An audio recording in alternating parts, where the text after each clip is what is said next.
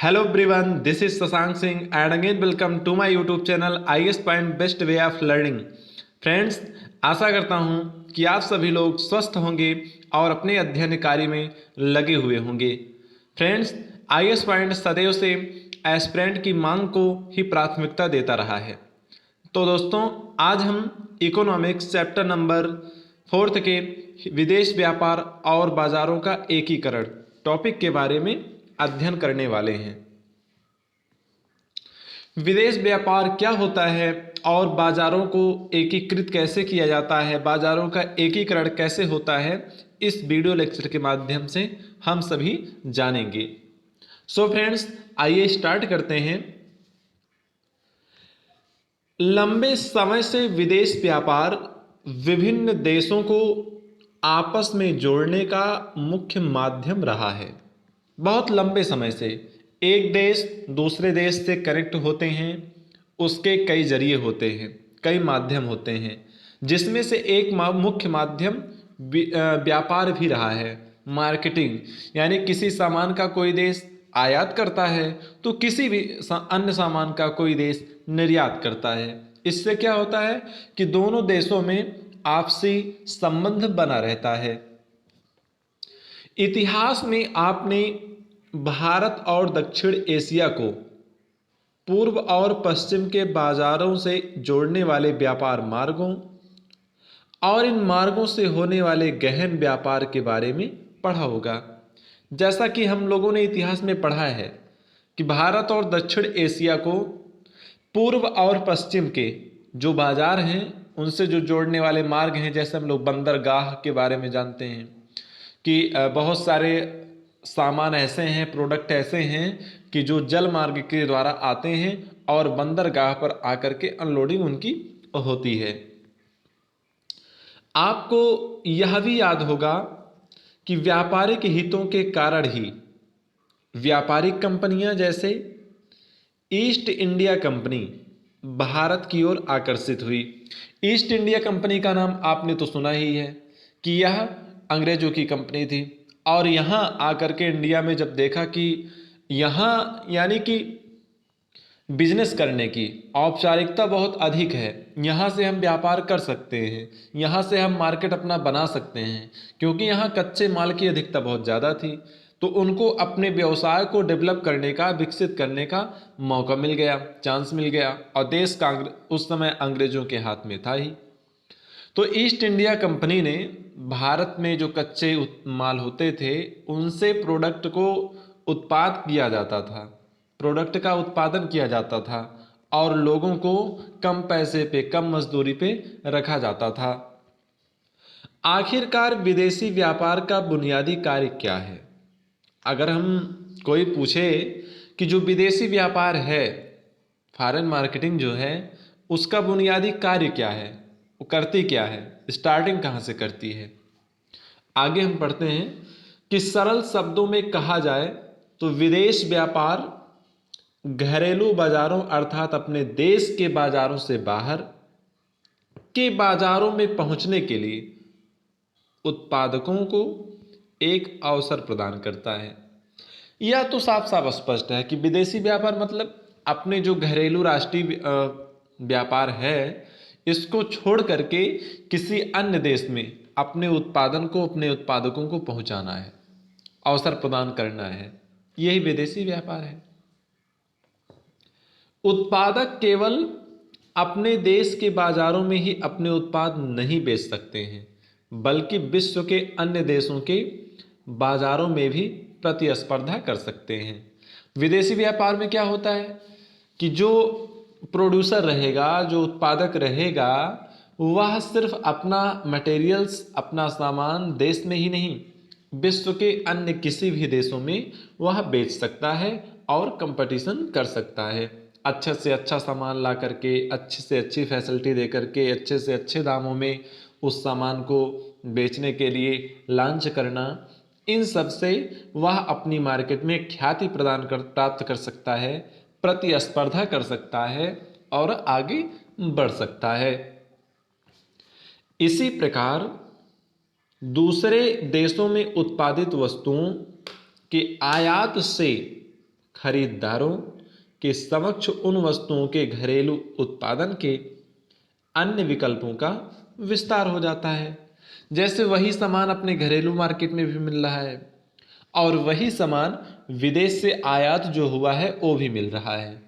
तो आदमी क्या करता है कि दोनों को कंपेयर करता है कि ये सामान सस्ता है और ये सामान महंगा है, जबकि दोनों का काम सेम है, तो क्यों ना हम सस्ते वाले सामान को लें। तो ऐसे में क्या है, जो विदेशी कंपनियां रहती हैं वो अपना सामान अगर सस्ते में लॉन्च करती हैं, घरेलू मार्केट की अपेक्षा उनका प्रोडक्ट सस्ता होता है, तो लोग तो प्रेफर उसी को करेंगे ना जो सामान सस्ता रहेगा। इसलिए वह प्रतिस्पर्धा करती हैं विदेशी कंपनियां और मार्केट में अपनी छवि जमाने के लिए ऐसा ऐसा कार्य करती हैं।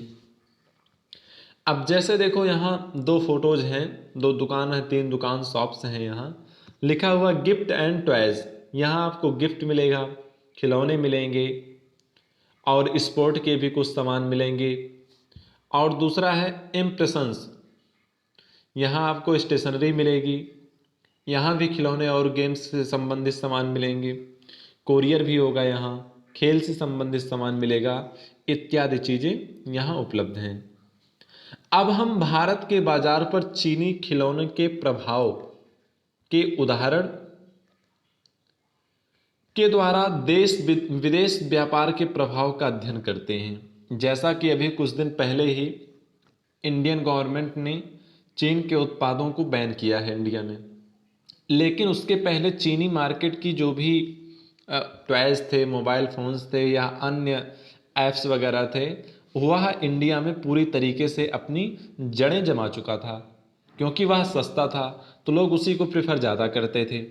लेकिन उनका क्या इफ़ेक्ट था वो बाद में पता चला, जिसके चलते उसके खिलाफ एक्शन लिया गया।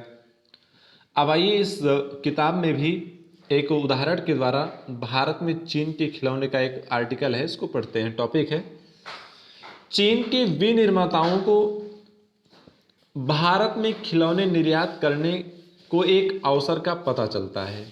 यानी कि चीन की जो कंपनियां हैं, जो खिलौने बनाने वाली विनिर्माता हैं, कंपनी वाले हैं, उनको ये पता चलता है कि इंडिया में अगर हम अपने सस्ते खिलौने लॉन्च करेंगे, बेचेंगे, तो खिलौने चलेंगे, क्योंकि वहाँ खिलौनों की डिमांड बहुत ज़्यादा है और डिमांड की अपेक्षा वहाँ आपूर्ति बहुत कम है।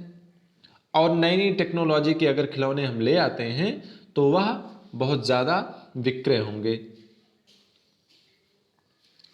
वे भारत को खिलौने निर्यात करना आरंभ करते हैं। अब भारत में खरीदारों के पास भारतीय और चीनी खिलौनों के बीच चयन करने का विकल्प है। जैसा कि मैंने पहले ही बताया कि जब राष्ट्रीय मार्केट यानी अपना जो घरेलू मार्केट है उसमें जो प्रोडक्ट उपलब्ध है और जो विदेशी कंपनियों ने अपना प्रोडक्ट लॉन्च किया है, पहले आदमी दोनों को कंपेयर करता है, दोनों की तुलना करता है, दोनों में जो उसे सस्ता और टिकाऊ लगता है उसी को परचेज कर लेता है। तो अब इससे क्या हुआ, जब चीन ने इंडिया में खिलौने का निर्यात करना शुरू कर दिया तो भारतीयों के सामने अब विकल्प हो गया कि हम चीनी सामान खरीदें या भारतीय सामान खरीदें। सस्ते दाम एवं नवीन डिजाइनों के कारण चीनी खिलौने भारतीय बाजारों में अधिक लोकप्रिय हैं।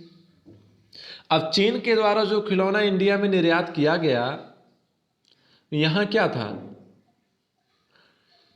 चीन ने जो निर्यात किया इंडिया में उस खिलौने में नवीन डिजाइन थी, यानी कि नई नई टेक्नोलॉजी के द्वारा बनाया गया था और दिखने में वो आकर्षक लगते थे और सस्ते भी थे, जिसके कारण इंडियन मार्केट में वह छवि जमा चुका अपनी, लोग उसी को लाइक करने लगे, उसी को परचेज करने लगे। एक वर्ष में ही खिलौने की 70-80% दुकानों में भारतीय खिलौनों का स्थान चीनी खिलौनों ने ले लिया है। अब भारत के बाजारों में खिलौने पहले की तुलना में सस्ते हैं। जहां भारतीय मार्केट में खिलौने महंगे होते थे, मान लीजिए एग्जाम्पल के लिए वही खिलौना भारतीय मार्केट में 100 रुपये में था, लेकिन जब चीन ने लॉन्च किया अपना खिलौना नवीनतम डिजाइन से और आकर्षक दिखने वाले खिलौने को, और वही खिलौना वो 60 रुपये में 70 रुपये में दे रहा है, तो फिर लोग 100 रुपये का खिलौना क्यों खरीदेंगे। इसलिए चीनी सामान, चीनी खिलौना भारतीय मार्केट में अपनी छवि जमा चुका। यहाँ क्या हो रहा है, व्यापार के कारण चीनी खिलौने भारत के बाजारों में आए। भारतीय और चीनी खिलौनों की प्रतिस्पर्धा में चीनी खिलौने बेहतर साबित हुए। भारतीय खरीदारों के समक्ष कम कीमत पर खिलौनों के अपेक्षाकृत अधिक विकल्प हैं।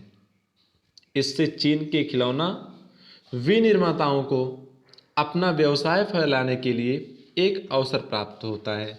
चीन के विनिर्माताओं को ये लग गया कि इंडिया में हमारे खिलौने की डिमांड ज़्यादा है, इसलिए अब हम और अधिक से अधिक अच्छे से अच्छा डिजाइन वाला, अच्छी से अच्छी नवीनतम टेक्नोलॉजी वाला खिलौना बना करके हम इंडिया में भेजेंगे, वहाँ की मार्केट में बेचेंगे, क्योंकि वहाँ की मार्केट के लोग इंडियन लोग हमारे खिलौने को ज़्यादा लाइक कर रहे हैं। इसके विपरीत भारतीय खिलौना निर्माताओं को हानि होती है, क्योंकि उनके खिलौने कम बिकते हैं। अब जाहिर सी बात है कि हानि क्यों नहीं होगी, जब उनका खिलौना बिक ही नहीं रहा है और प्रोडक्ट बना करके रखे हुए हैं जहां पहले उनके ही खिलौने बिकते थे। अब वह कारण क्या है, कारण तो यही साफ साफ स्पष्ट है। पहला कि वो कम मूल्य पर दे रहे हैं, और दूसरा क्या है कि नवीनतम टेक्नोलॉजी से लैस है वो, और तीसरा क्या है, दिखने में आकर्षित दिख रहा है, तो इसलिए इंडियन लोग उसको ज़्यादा लाइक कर रहे हैं। सामान्यतः व्यापार के खुलने से वस्तुओं का एक बाजार से दूसरे बाजार में आवागमन होता है। आवागमन मतलब आना जाना। बाजार में वस्तुओं के विकल्प बढ़ जाते हैं। जब एक ही सामान के कई सारे मार्केट रहेंगे तो आदमी के पास विकल्प हो जाता है कि चलो अगर यहाँ हमको अच्छा नहीं मिल रहा है, यहाँ ज़्यादा कॉस्टली मिल रहा है, तो हम नेक्स्ट मार्केट, सेकंड मार्केट में चल करके वहाँ अपनी मनपसंद का प्रोडक्ट या सस्ता प्रोडक्ट ले सकते हैं। दो बाजारों में एक ही वस्तु का मूल्य एक समान होने लगता है, फिर क्या करेंगे कि दोनों बाजारें या दोनों दुकानदार अपनी अपनी जो भी सामान बेच रहे हैं उसके रेट हाई नहीं कर सकते हैं, इक्वल रखेंगे। नहीं तो अगर ज़्यादा महंगा, एक बाज़ार ज़्यादा महंगा दे रही है, एक बाज़ार सस्ता दे रही है, तो महंगी जहाँ सामान मिलेगा, महंगी वस्तु मिलेगी, वहाँ लोग क्यों जाएंगे, सस्ती जहाँ मिलेगी वहीं जाएंगे। अब दो देशों के उत्पादक एक दूसरे से हजारों मील दूर होकर भी एक दूसरे से प्रतिस्पर्धा कर सकते हैं। इस प्रकार विदेश व्यापार विभिन्न देशों के बाजारों को जोड़ने या एकीकरण में सहायक होता है। अब समझ में आ गया ना कि कैसे कोई विदेशी कंपनी और किसी दूसरे देश में जाकर के मार्केट में व्यापार को प्रतिस्पर्धा दे सकती है, और कैसे उस बाजार को एकीकरण कर सकती है, कैसे बाजार को जोड़ सकती है।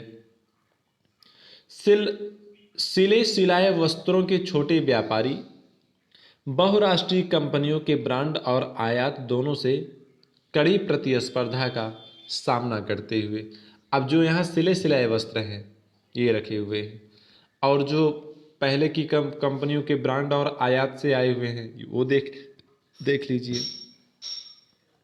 तो लोग सिले सिलाए की अपेक्षा इसको ज़्यादा लाइक करें, क्योंकि सिले सिलाए वाला महंगा रहेगा और ये सस्ता रहेगा, और दिखने में फिनिशिंग भी रहेगी, उसकी आकर्षण भी रहेगा, तो लोग उसी को लाइक करते हैं। आओ इन पर विचार करें।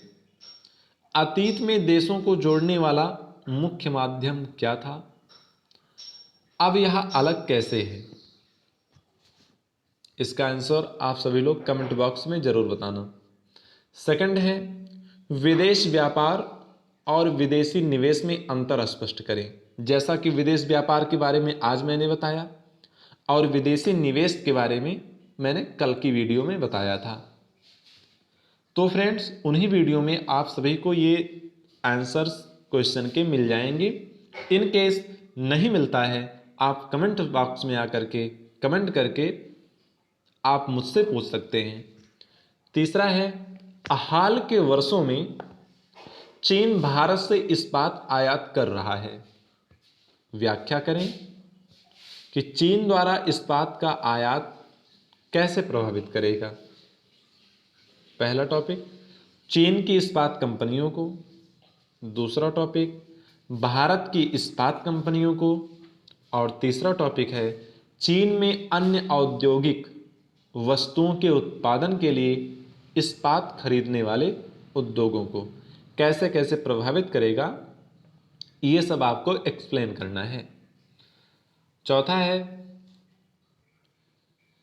चीन के बाजारों में भारत से इस्पात का आयात किस प्रकार दोनों देशों के इस्पात बाजार के एकीकरण में सहायता करेगा। व्याख्या करें। तो इन चारों प्रश्नों के आंसर आपको वीडियो में बुक्स में हैं। यदि आप फाइंड नहीं कर पाते हैं तो बिना किसी डाउट के आप पूछ लीजिएगा। फ्रेंड्स, आज इस वीडियो लेक्चर में इतना ही। कल हम फिर मिलेंगे एक नए टॉपिक, नए ज्ञान के साथ। यदि मेरे द्वारा बताए गए इस टॉपिक में कहीं पर किसी को भी कोई डाउट्स है तो आप कमेंट बॉक्स में कमेंट करके अपने डाउट्स क्लियर कर सकते हैं। सो फ्रेंड्स, इस वीडियो को अधिक से अधिक देखें, सब्सक्राइब करें हमारे चैनल IAS पॉइंट के यूट्यूब को और लाइक करें, अपने दोस्तों के साथ शेयर करें। कल मिलेंगे, तब तक के लिए ऑल द बेस्ट।